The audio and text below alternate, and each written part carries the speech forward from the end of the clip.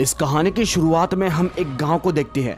उस गांव के अंदर सामू काका थे जिनकी मानसिक स्थिति ठीक नहीं थी, इसीलिए गांव का ही एक आदमी उनको एक बंद कमरे के अंदर बांध रहा था और तभी वो उनको बांधकर वहां से चला जाता है।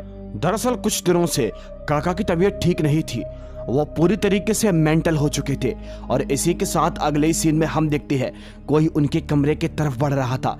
अचानक ही काका को सामने एक बहुत बड़े साए की आकृति दिखाई देती है। इसी के साथ अगले ही पल कोई साया उनके करीब बढ़ता है और देखते ही देखते काका को अपने वश में कर लेता है। वो उनके शरीर के अंदर प्रवेश कर जाता है और जैसे ही ऐसा होता है तभी काका उन जंजीरों को तोड़कर वहां से निकलने की कोशिश करते हैं। तभी देखते देखते काका उस कमरे से बाहर चले जाते हैं और ना जाने कहां भाग जाते हैं। थोड़ी देर के बाद उस कमरे के अंदर वही आदमी आता है जो कि काका को अब कमरे के अंदर नहीं पाता। इसे देखकर वो डर जाता है, इसीलिए वो गांव के एक मास्टर के पास भागता है जो कि सब लोगों की हेल्प करता है। वो मास्टर से बोलता है कि काका यहाँ से भाग चुके हैं, हमें उनकी मदद करनी होगी। तभी वो आदमी और मास्टर उसको ढूंढने के लिए निकल जाते हैं। वो जंगल की ओर जा रहे थे। अब वो जंगल के अंदर जाते हैं तो देखते हैं काका अपने आप को ही मारने की कोशिश कर रहे थे। उनके सर के ऊपर खून लगा हुआ था और उनकी हालत पहले से काफी खराब हो चुकी थी। इसके बाद तभी हम देखते हैं अगले ही सीन में काका के सिर के ऊपर कोई बहुत ही जोर से नारियल मारता है और इतनी जोर से कि उनकी वहीं पर मौत हो जाती है। अब उन दोनों के सामने काका की मौत उनकी आंखों के सामने हो गई थी और ऐसा अपनी आंखों के सामने देख वो दोनों भी काफी ज्यादा शॉक हो जाते हैं। इसके बाद तभी सुबह होती है। सुबह के वक्त पर सारे गांव वालों को काका की मौत की खबर हो जाती है। उसी गांव में रहने वाली एक चाची सभी गांव वालों से कहती हैं कि ये काम एक काले जादू की मदद से किया गया है, ये काम किसी बुरी शक्ति का है। लेकिन वही मास्टर उनकी बातों पर यकीन नहीं करते। वो कहते हैं कि ये भूत प्रेत कुछ नहीं होता, ये सब अंधविश्वास है। काका की मेंटल हेल्थ ठीक नहीं थी, हमने उनको हॉस्पिटल के अंदर एडमिट नहीं किया, बस इसीलिए उनकी मौत हो गई। लेकिन चाची इस बात को मानने को तैयार नहीं थी। वो कहती हैं कि अभी तो ना जाने क्या क्या होगा, उस बुरी शक्ति का अगला शिकार कौन होगा। अब चाची की ऐसी बातों को सुनकर कुछ गांव वाले तरह तरह की बातें कर रहे थे। इसी के साथ अगले सीन में हम देखते हैं कोई शख्स अपने आगे काले जादू का सामान रखकर नारियल वगैरह न जाने क्या क्या काला जादू करने की कोशिश कर रहा था। अब यही वो शख्स है जिसने इस शैतान को इस गांव वालों के पीछे छोड़ दिया है। लेकिन ये शख्स कौन है, ये जानने के लिए आपको वीडियो को अंत तक जरूर देखना होगा। इसके बाद तभी रात होती है। रात के वक्त पर हम देखते हैं सोनाली और प्रिया जो कि उसी गांव की बेटी थी, वो अपनी माँ के साथ इस घर के अंदर रहती थी। वो दोनों रात के वक्त पर अपने कमरे के अंदर सो रही थी। तभी अचानक कोई सोनाली की आवाज लेकर उसको पुकारता है। वो उठ जाती है और उस आवाज का पीछा करते करते अपने घर से बाहर निकल जाती है। वो घर से बाहर जाने वाली होती है और वो घर से बाहर जैसी जाती है तभी उसकी माँ भी उसके पास आ जाती है। वो पूछती है कि तुम इतनी रात को कहाँ जा रही हो। तभी यहाँ पर रूपाली उन्हें बताती है कि मेरा नाम लेकर मुझे कोई पुकार रहा था। और तभी वो दोनों बाहर जाकर देखती है तो वहां पर कोई भी नहीं था और इसीलिए वो दोनों अंदर चली जाती हैं। लेकिन उनके अंदर जाने के बाद हम एक पेड़ के ऊपर उसी खौफनाक शैतान को देख पाते हैं। इसके बाद तभी सुबह होती है और सुबह के वक्त पर हम रूपाली की बड़ी बहन सोनाली को देखते हैं जो कि छत के ऊपर कपड़े सुखा रही थी। तभी उसे सामने की ओर एक बहुत ही भयानक शैतान दिखाई देता है। वो शैतान देखते ही देखते उसको अपने वश में कर लेता है और सोनाली छत से कूदने के लिए मजबूर हो जाती है। वो छत से कूदने ही वाली होती है लेकिन तभी उसकी बहन रूपाली वहां पर आकर उससे बचा लेती है और कहती है कि ये तुम क्या करने जा रही थी। थोड़ी देर के बाद उसकी माँ भी वहां पर आ जाती है। अब उसकी माँ को कुछ अजीब लग रहा था क्योंकि सोनाली भी एक ही बात कहती है कि मेरा नाम लेकर मुझे कोई पुकार रहा था। एनीवेज, इसके बाद तभी हम देखते हैं सोनाली और रूपाली दोनों ही तैयार होकर अपने स्कूल के लिए रवाना हो जाती है। वो स्कूल जा रही थी तभी रास्ते में सोनाली को एक लड़का दिखाई देता है जो कि उससे टकरा जाता है।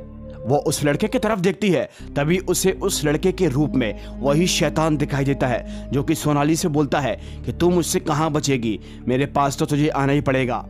इसे देखकर वो डर जाती है लेकिन थोड़ी देर के बाद उसको मालूम पड़ता है कि ये उसका बस सिर्फ एक वहम था। इसके बाद अगले सीन में हम देखते हैं वो दोनों अपने स्कूल पहुंच जाती हैं। अब सोनाली अपने साथ बीती घटना को मास्टर को बताती है। मास्टर इसी स्कूल के अंदर थे। सोनाली उनसे बोलती है कि अभी कुछ दिनों से मुझे एक शैतान दिखाई देता है, इसके हाथ के पंजे बहुत बड़े बड़े होते हैं और वो कहती है वो दिखने में बहुत ही डरावना और बहुत ही अजीबोगरीब है। तभी मास्टर उससे कहते हैं क्या उसके हाथ के पंजे इस तरह थे, और इसी पल देखते देखते हम देखते हैं मास्टर के हाथों के पंजे उसी शैतान के पंजे की तरह बदल जाते हैं और देखते ही देखते वो मास्टर भी शैतान के अंदर तब्दील हो जाते हैं।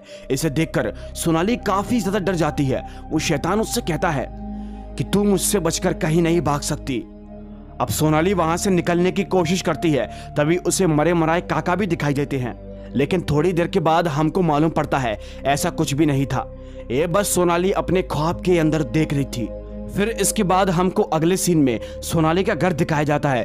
उसके घर के अंदर काफी सारे गांव वाले थे और उसकी माँ भी थी।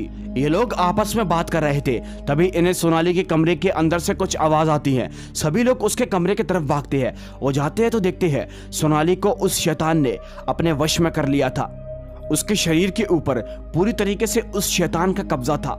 इसीलिए वहां पर एक आदमी, वहां के गांव का एक आदमी तांत्रिक बाबा को बुलाने के लिए जा रहा था, लेकिन तभी वहां पर मास्टर आ जाता है और उसे रोक लेता है। वो उससे कहता है कि ये तांत्रिक मांत्रिक को मत बुलाओ, मैं एक डॉक्टर लेकर आया हूं, सोनाली ठीक हो जाएगी।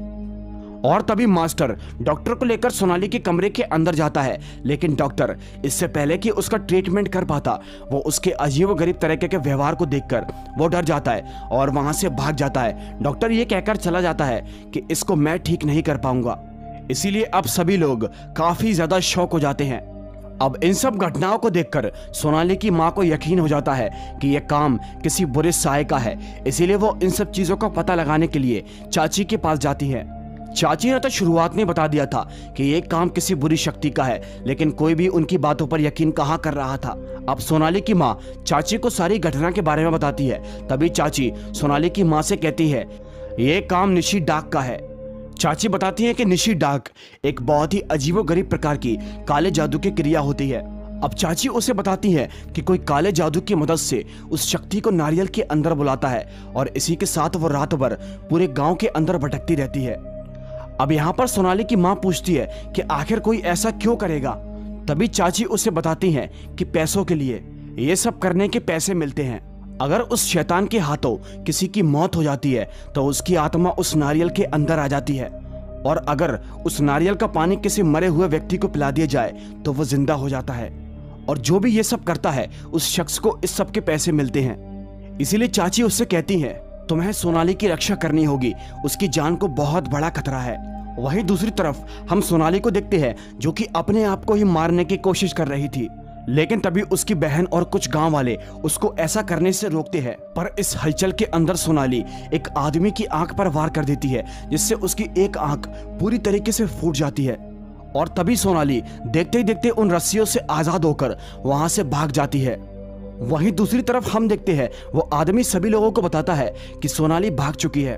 फिर तभी ये सभी के सभी लोग सोनाली के पास जाते हैं और इसके बाद हम चाची को देखते हैं जो कि अपने कुटिया के अंदर थी। तभी उनके घर का दरवाजा कोई बजाता है और वो दरवाजा खोलने के लिए जाती हैं, और वो जैसे दरवाजे को खोलती है तो पाती है कि बाहर कोई भी मौजूद नहीं था। इसीलिए वो दरवाजे को बंद कर देती है और अपने घर के अंदर आ जाती हैं। और थोड़ी देर के बाद वो पाती है उनके घर के अंदर वही शैतान सोनाली के रूप के अंदर आ जाता है और चाची से कहता है कि तुझे बहुत जानकारी है निशी के बारे में। और देखते ही देखते उस वक्त वो शैतान चाची की बड़ी ही बेरहमी से हत्या कर देता है। अब दोस्तों इसके बाद तभी उसी रात को सोनाली की माँ चाची से मिलने के लिए उनकी कुटिया के अंदर आती है, लेकिन वो जैसी आती है तो पाती है कि अब चाची इस दुनिया के अंदर नहीं रही हैं। उस शैतान ने उनकी बड़ी ही बेरहमी से हत्या कर दी है। इसलिए वो डर जाती है और वहां से भाग जाती है। तभी बाहर आते ही एक आदमी उनको बताता है कि सोनाली उसी जंगल की तरफ भागी है जहाँ पर काका की मौत हुई थी। और तभी सोनाली की माँ और कुछ लोग उसी जंगल की तरफ भागना शुरू कर देते हैं। वहीं दूसरी तरफ हम सोनाली को देखते हैं जो कि भागते भागते एक जगह पर रुक जाती है। वो पूरी तरह से उस शैतान के वश में थी और तभी देखते ही देखते वो एक पत्थर से अपनी जान लेने की कोशिश करती है, लेकिन तभी वहां पर एक तांत्रिक बाबा आ जाते हैं। वो बाबा सोनाली को ऐसा करने से रोक लेते हैं और इसी के साथ वो उसके पास आकर उसकी जान को बचा लेते हैं। उस वक्त उस शरीर के अंदर से वो शैतान चला जाता है और बाबा घर जाकर सोनाली को उसके कमरे के अंदर बांध देते हैं। वहीं दूसरी तरफ हम मास्टर को देखते हैं जो कि सोनाली की माँ से काफी गुस्सा था। वो बोल रहा था कि आपकी बेटी की तबीयत खराब है, उसकी मेंटल हेल्थ ठीक नहीं है, इसलिए हमें उसे हॉस्पिटल में एडमिट करना होगा, वो ठीक हो जाएगी, ये तांत्रिक वगैरह के चक्कर में क्यों पड़ रही हो। लेकिन उसकी माँ को पूरा यकीन था कि इसके शरीर के अंदर कोई तो शैतान है। अब मास्टर सभी लोगों से गुस्सा हो जाता है और वो उसी रात को उसी जंगल के करीब जाता है। और वो जैसे ही उस जंगल के पास जाता है तभी वहां पर एक शैतान भेड़िए के रूप में आ जाता है। तभी वो मास्टर उस शैतान से बोलता है कि तुझसे बचने के लिए वहां पर एक तांत्रिक को बुलवाया गया है। और अब हमको समझ में आ चुका था कि ये सब काला जादू जो कुछ भी कर रहा है ये कोई और नहीं बल्कि मास्टर ही है। लेकिन इसे और विस्तार से जानने के लिए वीडियो में अंत तक जरूर बने रहिएगा। इसके बाद तभी सुबह होती है। सुबह के वक्त पर सोनाली की माँ की आंख खुलती है। वो कमरे के अंदर अपने दोनों बेटियों को देखने के लिए जाती है, लेकिन उसके कमरे के अंदर कोई भी नहीं था। तभी वो दूसरे कमरे के अंदर जाती है जहाँ पर अंधेरा हो रहा था। तभी उसे जमीन पर खून पड़ा हुआ दिखाई देता है और वो जैसे थोड़ा सा अंदर जाती है तो पाती है कि अब सोनाली मर चुकी थी। जी हाँ दोस्तों, सोनाली ने अपने खुद की जान ले ली थी, वो भी एक चाकू के जरिए। और उसने खुद को बड़ी ही बेरहमी से मारा था क्योंकि उस शैतान ने खुद को मारने पर मजबूर कर दिया था। अब इसके बाद तभी हम देखते हैं तांत्रिक बाबा उनके घर के अंदर आते हैं। तभी मास्टर उन बाबा पे गुस्सा करने लगता है और कहता है कि तुम एक ढोंगी बाबा हो, अगर तुम नहीं आते तो हम सोनाली की रक्षा कर लेते, उसे हॉस्पिटल के अंदर ले जाकर। अब वो ये सब बातें कर ही रहे थे तभी उन्हें रूपाली के कमरे के अंदर से कुछ आवाज आती है। सभी लोग उसके कमरे की तरफ भागते हैं तो देखते हैं कि अब उस शैतान ने सोनाली के अलावा भी रूपाली के शरीर के अंदर अपना वश कर लिया है, क्योंकि वो बहुत ज्यादा कमजोर थी। और देखते देखते रूपाली एक चाकू की मदद से अपनी एक उंगली को काट देती है। ये सीन देखने में बहुत ही ज्यादा खौफनाक और बहुत ही डिस्टर्बिंग था। एनीवेज, अब तांत्रिक बाबा को कुछ ना कुछ करके इस शैतान को यहाँ से भगाना था। वही अगले सीन में हम मास्टर को देखते हैं जो कि एक रिक्शा के अंदर बैठकर एक हॉस्पिटल के अंदर जाता है। उस हॉस्पिटल के अंदर एक डेड पेशेंट था और तभी उसी नारियल को पिलाया जाता है जो कि मास्टर ने उस आदमी को दिया था। और उस नारियल के पीते ही उसका बेटा जिंदा हो जाता है जैसे कि चाची ने कहा था। और इसके बदले में उस आदमी के पिता मास्टर को काफी सारे पैसे देते हैं। यानी कि दोस्तों अब आप समझ ही गए होंगे ये सब पैसों के लिए इन्हीं के गांव का मास्टर कर रहा था। अब वही अगले सीन में हम देखते हैं सोनाली की माँ वहां से गुजर रही थी। तभी उसे मास्टर के घर के पास से कुछ आवाजें आती है। वो दीवार से झांक कर देखती है तो मास्टर नारियल वाले से नारियल ले रहा था। अब वो शौक हो जाती है, ऐसा नारियल वाला क्यों ले रहा था वो, और वो भी बहुत सारे। इसीलिए वो फैसला करती है कि वो इस बात का पता लगाएगी। और जब वो उसके घर के अंदर जाती है तो उसे वही काले जादू के सामान मिल जाते हैं। वो समझ जाती है कि ये सब मास्टर का ही किया धरा था। और थोड़ी देर के बाद वो भी उसके करीब आ जाता है जिसके कपड़े एक तांत्रिक की तरह लग रहे थे। मास्टर बोलता है कि आखिरकार तुम्हें पता चल ही गया, ये सब मैंने ही किया था।